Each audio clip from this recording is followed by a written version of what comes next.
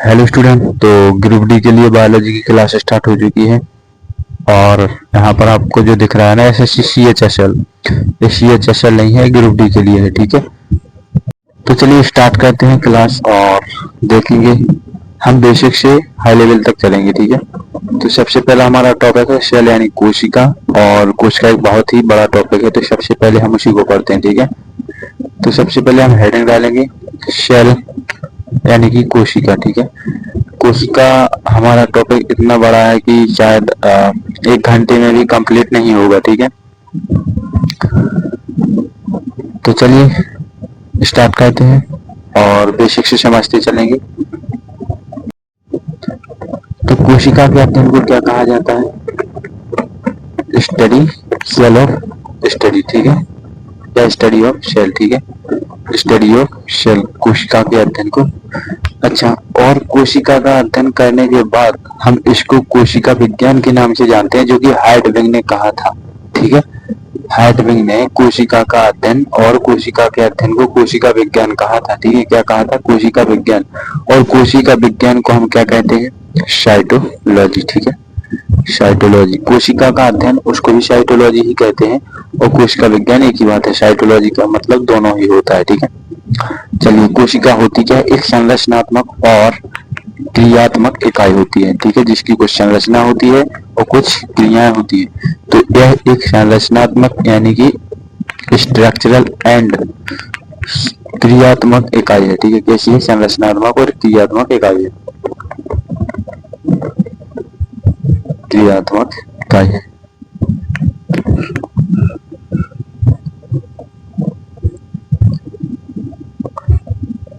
ठीक है,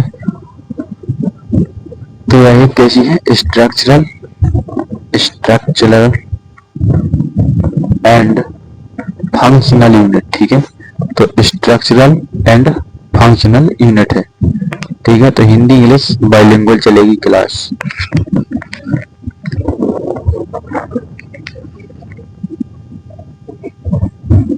इसके बाद में कोशिका विज्ञान। तो मैं आपको बता दूं कि समान कोशिकाएं, समान आकार की कोशिकाएं मिलकर के टिश्यू यानी कि ऊतक का निर्माण करती हैं, और ऊतक को बनाने में सारा का योगदान किसका रहता है? कोशिकाओं का। ठीक है, तो सभी प्रकार की समान कोशिकाएं मिलकर के ऊतक का निर्माण करती हैं। सभी समान कोशिकाएं मिलकर के ऊतक का निर्माण करती हैं। ठीक है, ओके, यानी कि टिश्यू फॉर्मेशन करती हैं, टिश्यू फॉर्मेशन करती हैं। ऊतक का निर्माण और ऊतक के अध्ययन को क्या कहा जाता है? जैसे सबसे पहले तो ये समान प्रकार की कोशिकाएं। ठीक है, जब हम मकान बनाते हैं तो समान प्रकार की ईंटा लगाते हैं। ओके, उसी प्रकार से समान प्रकार की इसमें कोशिकाएं होती हैं जो टिश्यू यानी ऊतक का निर्माण करती हैं। ठीक है,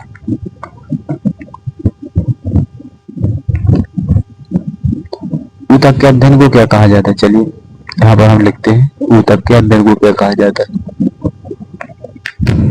ऊतक के अध्ययन को क्या कहा जाता है? यानी कि टिश्यू, देखो ये ऊतक है, और जब हम इसका अध्ययन करते हैं तो उसको क्या कहते हैं?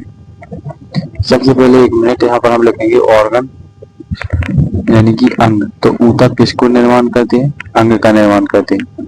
अच्छा, अंग के द्वारा अंग प्रणाली बनाई जाती है। अंग ही अंग जोड़ करके अंग प्रणाली बनाते हैं, यानी ऑर्गन सिस्टम बनाते हैं। ठीक है, और अंग में क्या क्या आता है? जैसे हमारी आंख हुई, नाक हुई यानी कि आई, नाक यानी नोज, और जितने भी हमारे ये अंग हैं सारे के सारे इसके अंतर्गत आ जाएंगे। ठीक है, नोज हो गया, ETC। यहाँ पर हम देखेंगे अंग प्रणाली। अंग प्रणाली का मतलब जैसे कि श्वसन, रेस्पिरेशन, उत्सर्जन जो हमारा एक्सक्रीशन होता है, जो हम अपनी चीजों को बाहर निकालते हैं शरीर से। होके, तो उसमें रेस्पिरेशन, श्वसन और उत्सर्जन भी इसी में आएगा। ठीक है, उत्सर्जन को हम क्या कहते हैं? एक्सक्रीशन। ठीक है, क्या कहते हैं? एक्सक्रीशन। यहाँ पर हम लिखेंगे उत्सर्जन। उत्सर्जन का मतलब होता है जो मल हम बाहर निकालते हैं, जैसे जो चीजें हमारे शरीर से बाहर निकलती बॉडी से, जैसे कि स्टूल हुआ और यूरिन हुआ। ठीक है, ये चीजें। और इसमें और भी पाचन, डाइजेशन भी आ सकता है। ठीक है, क्या क्या आ सकता है? डाइजेशन भी इसी में आ सकता है। ओके, तो इनके द्वारा, अंग प्रणाली के द्वारा शरीर हमारा चलता है। ठीक है, ये अंग प्रणाली के अंतर्गत आते हैं। लेकिन अंग क्या कहलाते हैं? जो हमारे शरीर में हमको अलग से दिखाई देती है, जैसे आंख, नाक, पैर, हाथ, ये सब। ठीक है, इसके बाद में हम आपसे देखेंगे यहाँ पर कि जो कोशिका होती है, शेल, यह एक लैटिन शब्द है। कौन सा शब्द है? लैटिन शब्द है, जिसका अर्थ होता है एक छोटा खाली कमरा। ठीक है, इसका अर्थ क्या होता है? एक छोटा खाली कमरा। क्या अर्थ होता है इसका? एक छोटा खाली कमरा। ठीक है,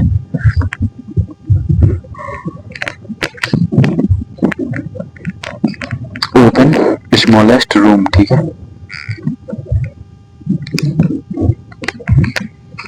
इसके बाद में अब हमको पढ़ना है, अभी हमारा कोशिका का ही टॉपिक चल रहा है। ठीक है, बहुत लंबा टॉपिक होता है कोशिका का, और इससे शरीर की उत्पत्ति भी हुई, इसीलिए सबसे पहले पढ़ा जाता है। तो कोशिका की सबसे पहले खोज किसने की थी? रॉबर्ट हुक ने 1665 में की थी। कब की थी? 1665 में रॉबर्ट हुक ने की थी। रॉबर्ट हुक ने थी। और कैसे की थी? तो मैं आपको बता दें, इन्होंने पेड़ की छाल पर काम किया था। ठीक, कहाँ पर काम किया था इन्होंने? पेड़ की छाल पर काम किया था। पेड़ की छाल पर काम किया था। इन्होंने पेड़ की छाल पर काम किया था। ठीक है, जो पेड़ की छाल है वो क्या है? कॉर्क। इसको हम कॉर्क कोशिका के नाम से जानते हैं, पेड़ की छाल को, बाहर की जो पतली जो छिलका होते हैं। ठीक है, यहाँ पर देख लीजिएगा किस तरीके से काम किया था इन्होंने। तो पेड़ की छाल कौन होती है? ये बगल साइड से मैंने बताया अभी, छिलका। ठीक है, इसका छिलका। तो इस छाल को इन्होंने सेल्यूलर नाम दिया था। एक कमरेनुमा संरचना थी, इस छाल के अंदर कमरेनुमा संरचना मिली। ठीक है, कैसी? कमरे जैसी संरचना मिली। ओके, कमरे जैसी संरचना देखने को मिली। ओके, तो रॉबर्ट हुक ने फिर क्या किया कि इसको सेल्यूलर नाम दे दिया। ठीक है, और सेल्यूलर को इन्होंने नाम दिया था सेल। क्या दिया था? सेल, यानी कि कोशिका। तो यहाँ पर हम लिख लेंगे, सेल्यूलर को क्या नाम दिया था इन्होंने? सेल।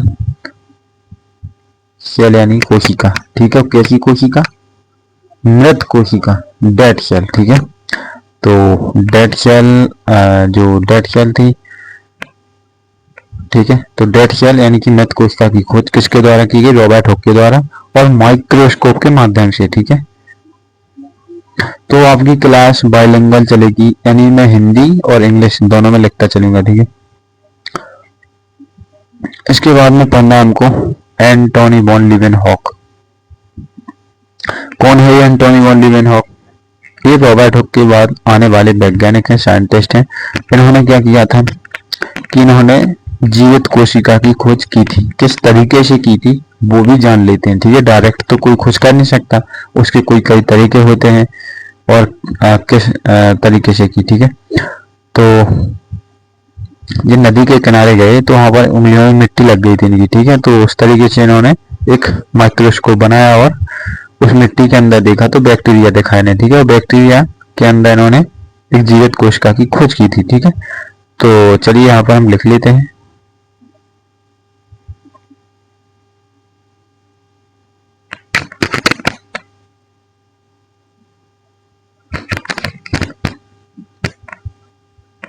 तो 1674 में इन्होंने क्या किया था?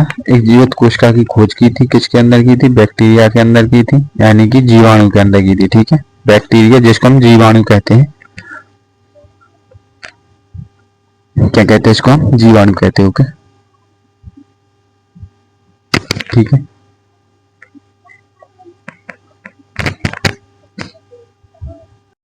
तो इन्होंने जीवित कोशिका की खोज की थी। किसके अंदर? बैक्टीरिया के। तो बैक्टीरिया जीवित था, तभी तो जीवित कोशिका की खोज की इन्होंने। ठीक है, वो पहला सूक्ष्म जीव था। ठीक है, बैक्टीरिया जीवित कोशिका। ठीक है, ये जो जीवित कोशिका है पहला सूक्ष्म जीव था। ठीक है, रॉबर्ट एंटोनी वॉन लीवेनहॉक के द्वारा खोजा गया। ओके,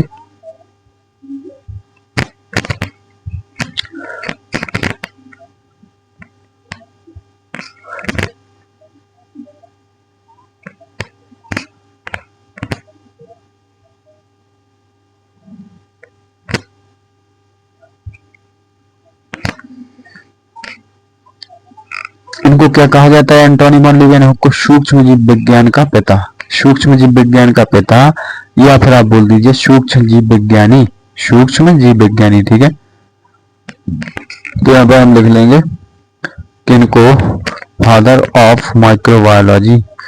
ठीक है, फादर ऑफ माइक्रोबायोलॉजी, सूक्ष्म जीव विज्ञान के पिता इनको कहा जाता है, या फिर आप सूक्ष्म जीव विज्ञानी बोल सकते हैं।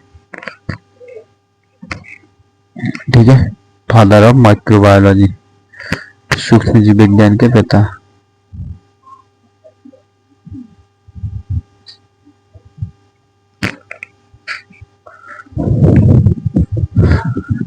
कहा जाता है। ओके,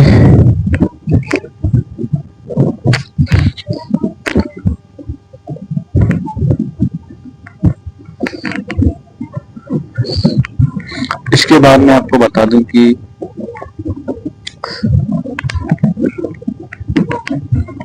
जीवित जीव के लिए जिम्मेदार कौन होता है। अब आप लोग बताइए कि यदि कोई व्यक्ति जीवित है या कोई एनिमल यानी कि कोई भी जंतु जीवित है तो इसके लिए क्या जिम्मेदार है कि वो जीवित है, किस कारण जीवित है। तो किसी के जीवित होने के लिए भी कुछ कैरेक्टरिस्टिक्स होते हैं, कुछ सिम्टम्स होते हैं। ठीक है, तो जैसे कि मैं आपको बता सकता हूँ यहाँ पर कि किसी भी जीवित जीव के लिए जो जिम्मेदार है वो सबसे पहले तो है श्वसन, रेस्पिरेशन। क्या है? श्वसन, रेस्पिरेशन। यदि व्यक्ति श्वसन कर रहा है या कोई जीव श्वसन कर रहा है तो वो क्या है? जीवित है। ठीक है, और साथ ही साथ डेवलप्ड, विकास। यदि किसी का विकास हो रहा है, मानो हमारे शरीर का विकास हो रहा है, ग्रोथ हो रही है, शरीर बढ़ रहा है, तो क्या है? डेवलप, विकास। ठीक है, तो जिम्मेदार है जीवित होने के लिए। थर्ड हम लिख सकते हैं चेतना, कॉन्शियसनेस। क्या लिख सकते हैं? कॉन्शियसनेस। ठीक है, कॉन्शियसनेस क्या है? चेतना, जागृति। ठीक है, इसके बाद में हम देखेंगे यहाँ पर कि फोर्थ में हम लिख देंगे यहाँ पर प्रजनन, रिप्रोड्यूस। यदि प्रजनन का मतलब जो आनुवंशिक क्रियाएं होती हैं, यदि वो व्यक्ति के अंदर है तो फिर वो क्या है? एक जीवित जीव है, और जीवित जीव की विशेषताएं हैं। ठीक है,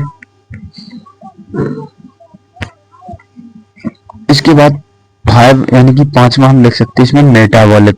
मेटाबॉलिज्म में क्या होता है? चयापचय या उपापचय। ठीक है, मेटाबॉलिज्म। ठीक है, बॉलिज्म या बॉलिक, मेटाबॉलिक। ठीक है, अब मेटाबॉलिक जब टूटता है तो कैंटाबॉलिक बनता है। क्या बनता है? कैंटाबॉलिक। कैंटाबॉलिक का मतलब होता है अपचय। ठीक है, क्या मतलब इसका? अपचय। और कैंटाबॉलिक से जब कुछ नया बनता है तो उसको हम एंटाबॉलिक बोलते हैं। क्या बोलते हैं? एंटाबॉलिक। ये एंटाबॉलिक होता है उपचय। ठीक है, क्या होता है? उपचय। और इन दोनों को मिला के चयापचय बनता है, जिसको हम कहते हैं उपापचय। ठीक है, मेटाबॉलिज्म। ठीक है, तो अपचय उपचय को जोड़कर उपापचय मेटाबॉलिज्म बनता है। ठीक है,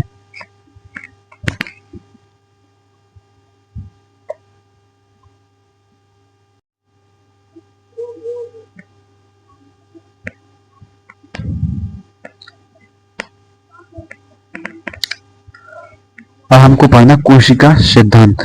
सेल थ्योरी किसने दी थी? कोशिका सिद्धांत किसने दिया था? तो सेल थ्योरी 1838 से 1839 में, यानी कि 1838 से लेकर के 1839 के बीच दी गई थी। ठीक है, और ये किसके द्वारा दी गई थी? तो चलिए मैं उसके बारे में भी बताता हूँ। तो सबसे पहले टाइम पीरियड लिख लेते हैं 1838 से 1839। ठीक है, सेल थ्योरी, कोशिका सिद्धांत दिया गया था। ठीक है, ओके। और किसके द्वारा दिया गया था? तो स्लीडन और श्वान के द्वारा दिया गया था। ठीक है, स्लीडन और श्वान, या तो स्लाइडन बोल दीजिए या श्वान बोल दीजिए। ठीक है, स्लीडन और श्वान के द्वारा दिया गया था। ओके, और स्लीडन एंड श्वान। ठीक है, इंग्लिश हिंदी दोनों में हम लिख देंगे। तो स्लीडन ने क्या कहा था और श्वान ने क्या कहा था, दोनों की अपनी अपनी अलग अलग थ्योरी है। ठीक है, तो सबसे पहले उन्होंने कहा था कि सभी पादप, क्या सभी पादप, सभी पादप पादप कोशिकाओं से निर्मित है। ठीक है, क्या कहा था श्लीरन ने कि सभी पादप पादप कोशिकाओं से निर्मित है। ठीक है, सभी पादप पादप कोशिकाओं से निर्मित है। All plants are made of plant cell. ठीक है, ऑल प्लांट्स आर मेड या मेक, कुछ भी लिख दीजिए, are make of plant cell. Okay, तो श्लाइडेन कौन थे? पादप विज्ञानी। क्या कहा जाता है इसको? बॉटनिस्ट। ठीक है, तो इन्होंने कौन सी थ्योरी दी थी कि सभी पादप पादप कोशिकाओं से निर्मित है? किसने दी थी? श्लीडेन ने। ठीक है, श्लाइडेन ने। ओके, और इसके बाद आते हैं हमारे शॉन भाई साहब, तो इन्होंने भी दी थी। इन्होंने कहा था कि सभी जंतु कोशिकाओं से निर्मित है। ठीक है, all animal made are animal cell. ठीक है,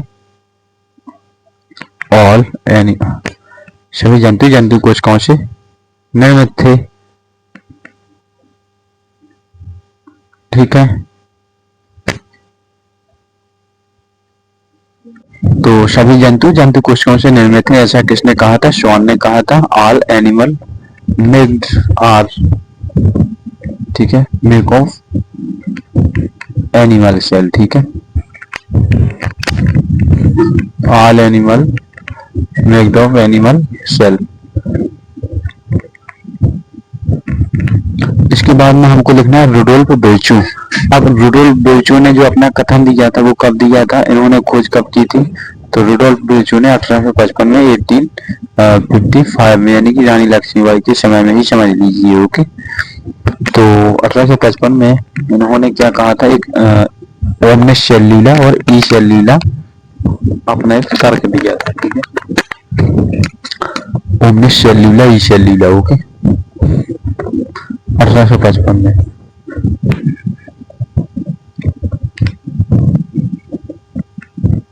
क्या दिया था इन्होंने? Omnis सेल्यूला E सेल्यूला, omnis सेल्यूला E सेल्यूला। Okay, notes banana please आप बना सकते हैं। और जो आपको यहाँ पर जो हेडलाइन दिख रही है, biology class 4 SSC CGL, omnis सेल्यूला ई सेल्यूला। ओके, नाम दिया था। ठीक है, इसका मतलब होता है कि सभी कोशिकाएं पहले से निर्मित कोशिकाओं से बनी हैं। ठीक है, ओमनिस सेल्यूला ई सेल्यूला का मतलब है कि सभी कोशिकाएं पहले से निर्मित कोशिकाओं से बनी हैं। तो प्लीज नोट्स बना लीजिए। ठीक है, पहले से निर्मित कोशिकाओं से, निर्मित कोशिकाओं से बनी है, कोशिकाओं से बनी है। ओके, बनी है। तो CHSL के लिए क्लास नहीं है, ग्रुप डी के लिए। ठीक है, वो तो मैंने टाइपिंग में मिस्टेक हो गया।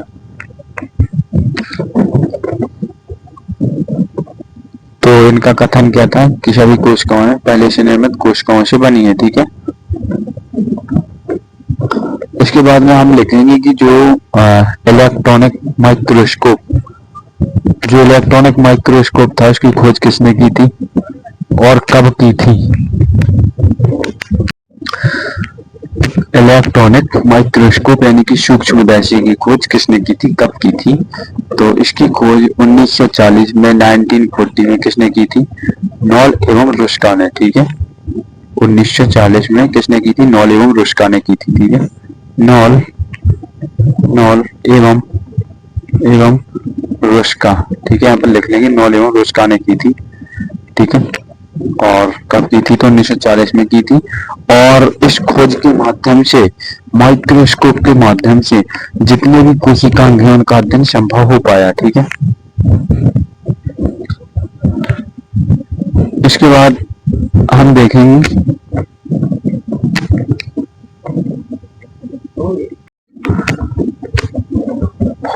हमको क्या पढ़ना है? कोशिकाओं के प्रकार, टाइप्स ऑफ सेल। तो अब हम थोड़ी स्पीड से चलेंगे क्योंकि इसमें लिखना भी बहुत पड़ता है। तो चलिए कोशिकाओं के कितने प्रकार होते हैं। सबसे पहले तो दो प्रकार हम यहाँ पर लिखेंगे जो बहुत ही मैंडेटरी हैं और सबसे पहले पढ़े भी जाते हैं।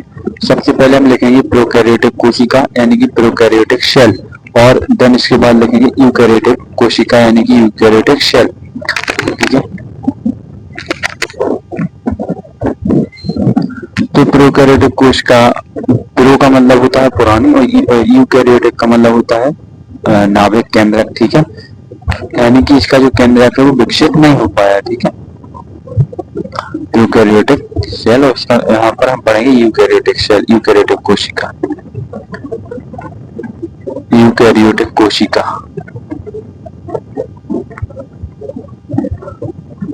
इंग्लिश में भी लिखेंगे और हिंदी में भी। ठीक है, यूकैरियोटिक सेल।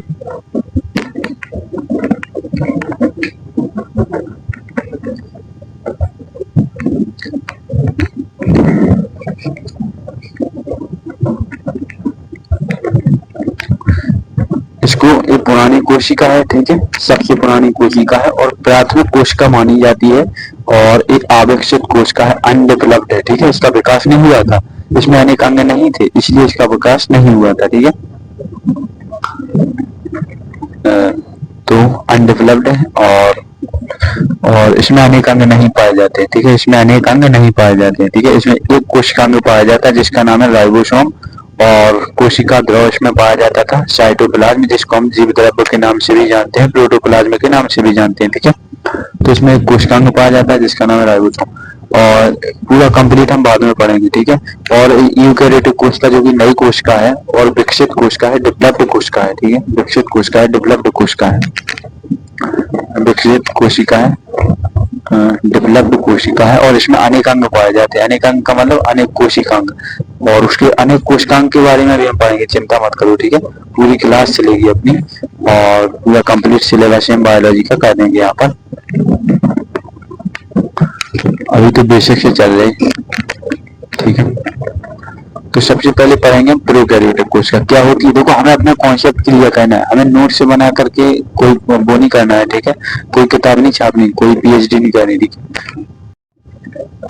तो प्रोकैरियोटिक कोशिका क्या होती है। एक पुरानी कोशिका है, मैं पहले बता चुका था आपको, प्रोकैरियोटिक सेल, प्रोकैरियोटिक सेल। जितनी मेहनत यार मैं क्लास को बनाने में करता हूँ, प्लीज आप लोग भी उतना शेयर कीजिए, क्लास को ज्यादा से ज्यादा शेयर कीजिए प्लीज, क्योंकि जितने ही लोग देखेंगे तो उतना ही अच्छा रहेगा, उनका ही भला होगा। तो प्रोकैरियोटिक कोशिका, सबसे पहले हम यहाँ पर इसकी संरचना बनाते हैं, और इसके अंदर जो मैंने अभी भर के रखा है, ये जो मैंने जो टिप टिप टिप भर दिया है, ये क्या है, साइटोप्लाज्म, कोशिका द्रव है, जिसको हम जीव द्रव्य यानी कि प्रोटोप्लाज्म के नाम से जानते हैं। इसमें ही बैक्टीरिया पाया जाता है। बैक्टीरिया कहाँ पर पाया जाता है, जीव कोशिका द्रव में बैक्टीरिया पाया जाता है, कोशिका द्रव है। ठीक है, साइटोप्लाज्म है,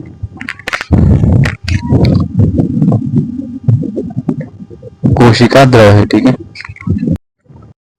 तो ये कोशिका द्रव है, और प्रोकैरियोटिक कोशिका हम पढ़ रहे हैं। ठीक है, तो इसमें कोशिका द्रव और राइबोसोम पाया जाता है। ठीक है, तो इसमें क्या क्या पाया जाता है, इसमें न्यूक्लियस यानी कि नाभिक केंद्रक। ठीक है, नाभिक या केंद्रक कुछ भी बोल दीजिए, नाभिक या केंद्रक नहीं होता है। ठीक है, तो प्रोकैरियोटिक कोशिका में मैंने बताया था आपको कि केंद्रक नहीं पाया जाता है, और इसके अंदर कोशिका द्रव यानी कि साइटोप्लाज्म होता है। ठीक है, अब इसके अंदर जो डीएनए होता है वो किसी कोशिका द्रव में तैरता रहता है। ठीक है, एक जगह स्थिर नहीं रहता, तैरता रहता है, क्योंकि कोशिका के अंदर न्यूक्लियस तो है नहीं है, तो वो डीएनए बंधा भी नहीं है, तो पूरी कोशिका के अंदर तैरता रहेगा। ओके, और ये आपको जो दिख रहा है ना बगल साइड, ये राइबोसोम है। ठीक है, राइबोसोम है, ये क्या है, राइबोसोम, जो कि प्रोटीन का निर्माण भी करता है, राइबोसोम। ओके, ये राइबोसोम है। ठीक है, और कहाँ पर पाया जाता है, तो ये एंडोप्लाज्मिक रेटिकुलम में पाया जाता है राइबोसोम।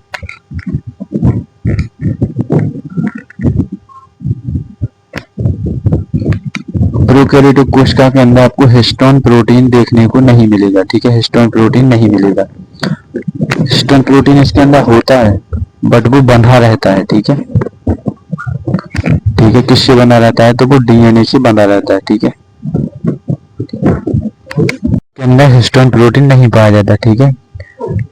और अब हम देखेंगे कि जो प्रोकैरियोटिक कोशिका है वो आविक्षित कोशिका है और अनेक अंग इसके अंदर नहीं पाए जाते हैं, ठीक है। ओनली राइबोसोम पाया जाता है और ये आविक्षित कोशिका है जिसका विकास नहीं हुआ था, ठीक है। अनडेवलप्ड शेल, ठीक है, अनडेवलप्ड शेल, ओके, ठीक है। तो ग्रेड डी के एग्जाम के लिए अभी 2 महीने हैं, तो जब तक हमारा सिलेबस कंप्लीट हो जाएगा हिस्ट्री और बायोलॉजी दोनों,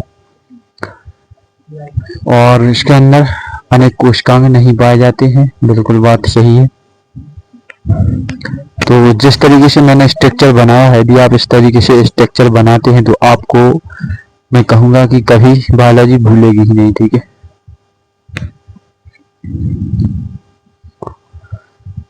और यह कोशिका माइटोकॉन्ड्रिया, बैक्टीरिया और साथ ही साथ नीले हरे शैवाल के अंदर पाई जाती है, ठीक है। माइटोकॉन्ड्रिया इसी के अंतर्गत आते हैं, शैवाल और जीवाणु यानी कि बैक्टीरिया इसी के अंदर आते हैं, ठीक है।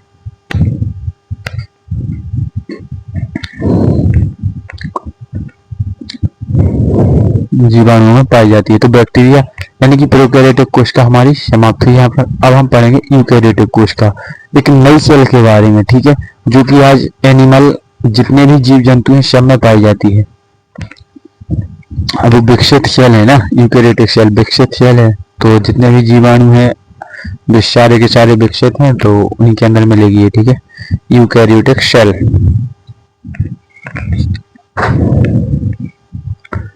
तो यूकैरियोटिक, तो चलिए सबसे पहले हम यूकैरियोटिक कोशिका की हम संरचना बना लेते हैं, ठीक है। तो मैंने कहा था कि जो हमारी क्लास होगी बिल्कुल स्ट्रक्चर वाइज होगी, यानी कि संरचनात्मक और क्रियात्मक दोनों तरीके से होगी।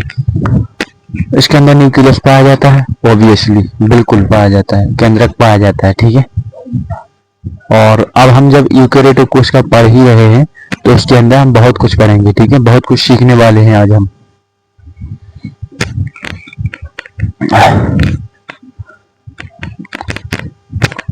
ये क्या है? साइटोप्लाज्म, कोशिका द्रव, जिसको हम प्रोटोप्लाज्म के नाम से जानते हैं, यानी कि कोशिका द्रव या जीव द्रव्य के नाम से जानते हैं, ठीक है, ठीक है।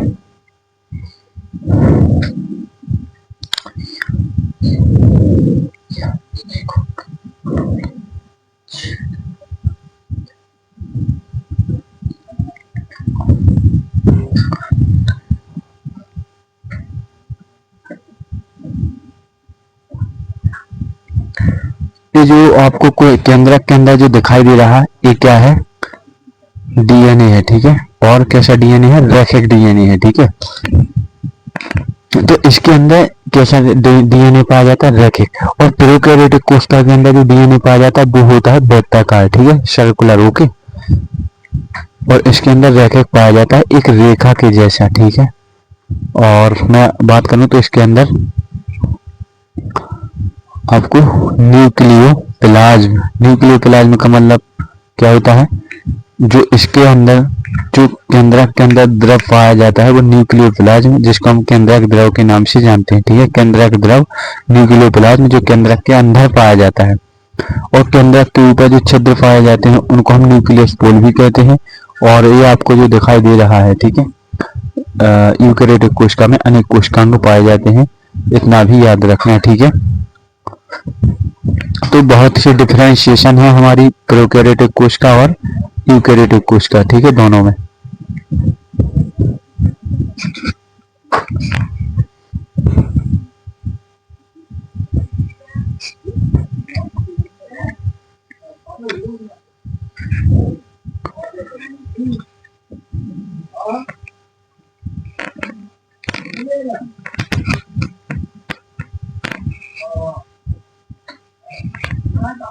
इसके बाद इसमें एक कोशिकीय एवं बहुकोष्ठीय जीव पाए जाते हैं। किसमें पाए जाते हैं? एक कोष्ठीय बहुकोष्ठीय जीव यूकेरियोटिक सेल में, ठीक है। यूकेरियोटिक सेल में एक कोष्ठीय और बहुकोष्ठीय जीव दोनों पाए जाते हैं, ठीक है।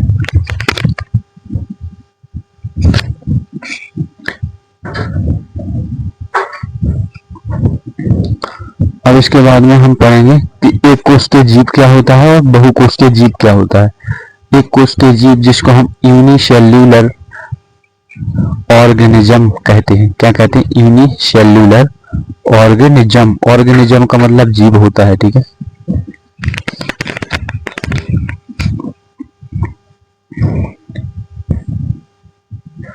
इसके बाद में एक कोष्ठीय जीव एक कोशिका से मिलकर बना है, ठीक है। एक कोष्ठीय जीव है तो एक कोशिका से मिलकर बना है, ठीक है। एक कोशिका से मिलकर बना है। और उदाहरण यानी कि एग्जाम्पल जिसमें हम लिख सकेंगे जीवाणु यानी कि बैक्टीरिया, और भी आते हैं बहुत सारे इसके अंदर। एक तो बैक्टीरिया हो गया, साथ ही साथ इसमें आएगा पैरामीशियम, ठीक है। Paramecium, paramecium, okay. ये पैरामीशियम है और पैरामीशियम का आकार चप्पल के जैसा होता है, ठीक है। ये पैरामीशियम हो गया।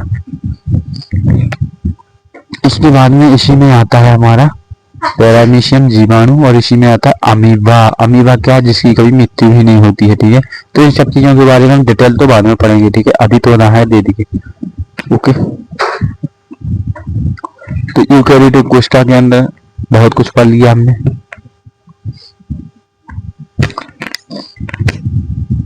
अब पढ़ना है बहुकोशिकीय जीव। अब बहुकोशिकीय जीव क्या होते हैं सर? तो बहुकोशिकीय जीव जो बहुत सारी कोशिकाओं से मिलकर बने होते हैं, ठीक है। बहुकोशिकीय जीव जो मल्टीपल या मल्टी सेल्यूलर ऑर्गेनिज्म, ठीक है। इनको क्या कहते हैं हम? मल्टी सेल्यूलर ऑर्गेनिज्म, ऑर्गेनिज्म, ठीक है। ऑर्गेनिज्म, ठीक है। Multi cellular organism. तो हम बहुकोशिकीय जीव के बारे में समझ रहे थे, ठीक है। तो जो बहुकोशिकीय जीव होते हैं बहुत सारी कोशिकाओं से मिलकर बने होते हैं, ठीक है। बहुत सारी कोशिकाओं से मिलकर बने होते हैं। मल्टी सेल्यूलर, जिनको हम क्या कहते हैं? Multi cellular, okay. बहुत सारी कोशिकाओं से निर्मित होते हैं। और इसके अंदर आता क्या क्या है? तो सबसे पहले एग्जाम्पल में हम लिख सकते हैं इसमें प्रोटोजोआ, ठीक है। क्या? Protozoa, okay. प्रोटोजोआ इसके अंदर आता है। कवक इसके अंदर आता है, प्रोटोजोआ। कवक, फंगस इसके अंदर आता है, ठीक है। फंगस इसके अंदर आता है, ओके। और इसके अंदर मैं आपको बता दूं तो शैवाल आता है, ठीक है। शैवाल आता है, ठीक है। क्योंकि बहुत सारी कोशिकाओं की मैं बहुत सारी बहुकोशिकीय जीव की मैं बात कर रहा हूँ यहाँ पे, एलगी, ओके। और इसमें पादप भी आएगा, इसमें एनिमल भी आएगा, इसमें ह्यूमन भी आएगा, ठीक है। तो पादप आएगा, प्लांट ही आएगा इसमें। इसमें जंतु आएगा, एनिमल आएगा। एनिमल तो जंतु में सभी आते हैं, मानव आता है, सभी जानवर आते हैं, ठीक है। और इसमें मनुष्य आएगा, ठीक है। तो लिखना लिख सकते हो ना, कोई जरूरी नहीं है। इसमें मनुष्य ह्यूमन लिख सकते हो,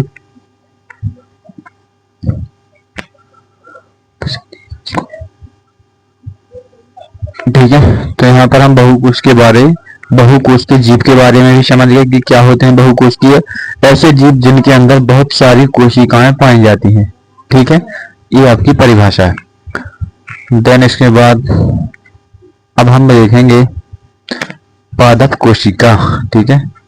क्योंकि पिछली क्लास में मैं पढ़ चुका था, जो हमने अभी सीजीएल के लिए क्लास स्टार्ट की थी, तो उसी बेसिस पर हम देखेंगे यहाँ पर पादप कोशिका क्या होती है। देखो पादप कोशिका की मैं आपको बता दूं कि इसका जो केंद्रक है, केंद्रक बीच में नहीं होता है। मैंने भली बताया है, तो वो केंद्रक आपको बीच में दिखाई नहीं दे रहा होगा, क्योंकि प्लांट सेल में केंद्रक बीच में नहीं होता है, किनारे पर होता है, ठीक है। तो इसमें हम लिख लेंगे न्यूक्लियस। केंद्रक कहाँ पर होता है? किनारे पर।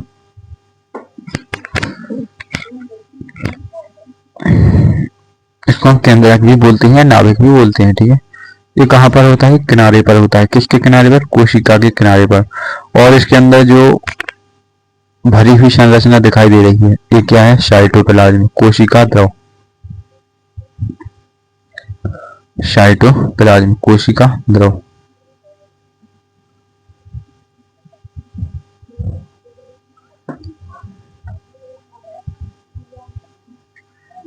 ठीक है।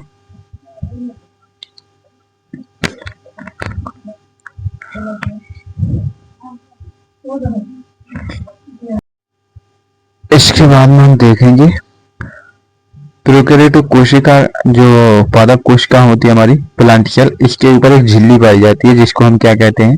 प्लाज्मा मेम्ब्रेन या फिर सेल मेम्ब्रेन। ठीक है, यानी कि कोशिका झिल्ली, कोशिका झिल्ली या प्लाज्मा झिल्ली हम इसको बोल सकते हैं। ठीक है, कोशिका झिल्ली, सेल मेम्ब्रेन। ओके, मेम्ब्रेन, ठीक है, सेल मेम्ब्रेन। ओके,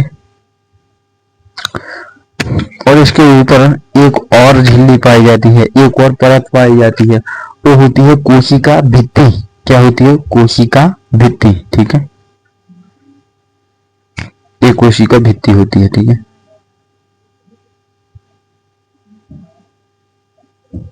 क्या होती है? कोशिका भित्ति, सेल बॉल, कोशिका भित्ति, कोशिका भित्ति, सेल बॉल। तो पादप कोशिका एक ऐसी कोशिका है जिसमें सेल बॉल और सेल मेम्ब्रेन दोनों पाए जाते हैं, लेकिन हमारी जो एनिमल सेल होती है, जंतु कोशिका, उसमें नहीं पाई जाती है, उसमें ओनली कोशिका झिल्ली पाई जाती है। ठीक है, तो यहाँ पर हम क्या देखेंगे? इसके अंदर लबक प्लास्टिड पाया जाता है, और प्लास्टिड किसके लिए जिम्मेदार है? क्लोरोफिल के लिए। तो पेड़ पौधों में जो भी हरा रंग प्रदान करता है उसमें मुख्य योगदान होता है हमारे प्लास्टिड का। ठीक है, लबक का, और वो भी क्लोरोप्लास्ट का। ओके, क्योंकि इसके अंदर पिगमेंट होता है और वो फोटोसिंथेसिस करवा के अपना भोजन भी बनाते हैं। ठीक है, तो ये प्रक्रिया हम बाद में पढ़ेंगे। ठीक है,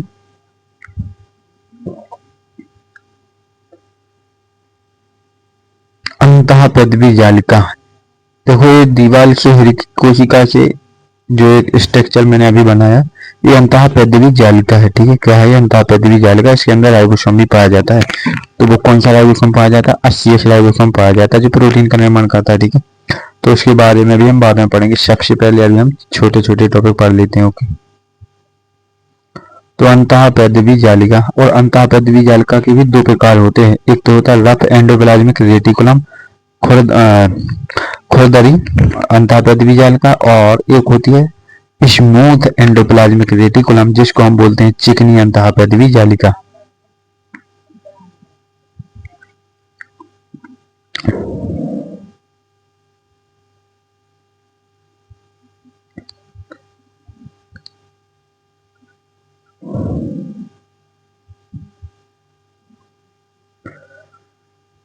तो झिल्लीबद्ध केंद्रक नहीं होता है। ठीक है, पादप कोशिका के अंदर,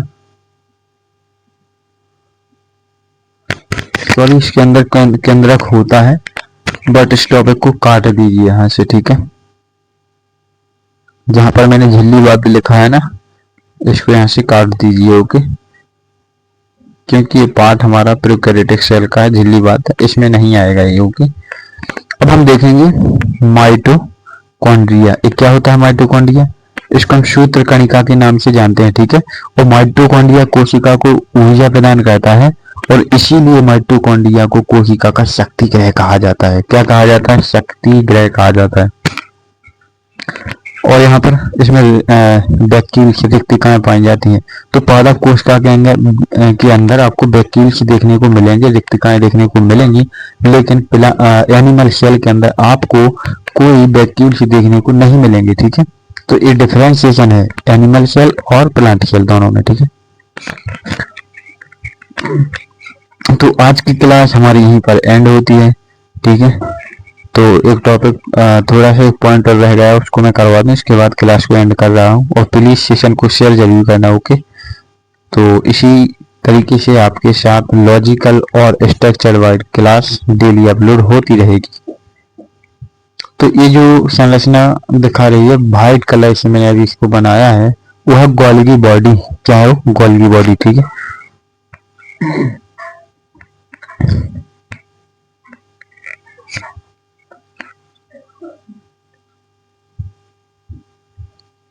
तो